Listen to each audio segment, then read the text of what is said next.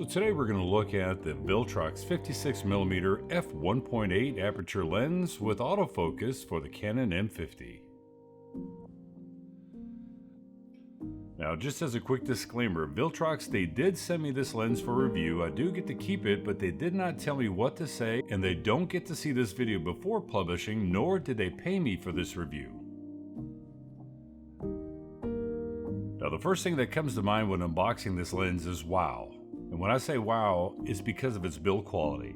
It's all metal construction with that very solid feel in your hands. Comes with an included lens hood, which is something I truly appreciate, as it's also metal in build, and the lens comes in at 290 grams, so yes, it's a beefy lens, but in a good way.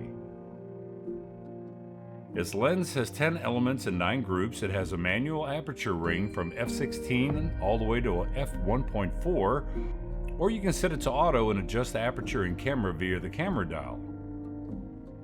For me, the aperture ring has a bit of a gritty feel to it when manually adjusting the aperture on the lens, but the manual focus ring is as smooth as butter. Not a deal breaker, but definitely worth mentioning. Now, its aperture has 9 blades and a minimum focus distance of just over ½ a meter. This lens's ability to go down to an f/1.4 is great really for two things. Nice shallow depth of field to get with that creamy bokeh, whether you're in video or still shots, and the bokeh balls have a nice round touch to them. Second would be the ability to video in lower light situations due to the much larger opening to allow in more light. The lens has a micro USB port on the rear of the lens for firmware updates, which is always a nice touch. The autofocus works well with the Canon M50, although it's a bit more sluggish and not quite as snappy as the kit lens, but does lock on just as good, and its autofocus motor is nearly silent unless your ear is like right up against the lens.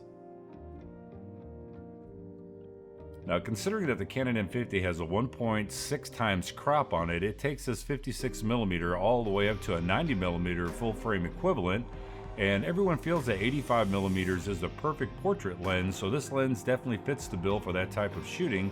But with saying that, you can also get some nice product shots as well with this lens.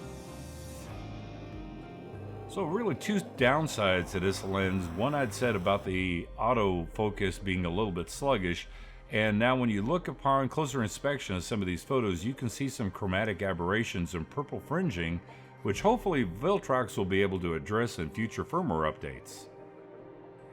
Now, all things considered, for the price of this lens, you really can't go wrong if you're looking for a portrait lens for either videography or photos, and its build quality is great. They also have a 33mm and a 23mm, which is one that I'd really like to try out, and I hear that they might be coming out with a 13mm or a 16mm, which in my opinion would be perfect for vlogging with the Canon M50. As always, product links in the description below. Tell me, what do you think about this Viltrox 56mm?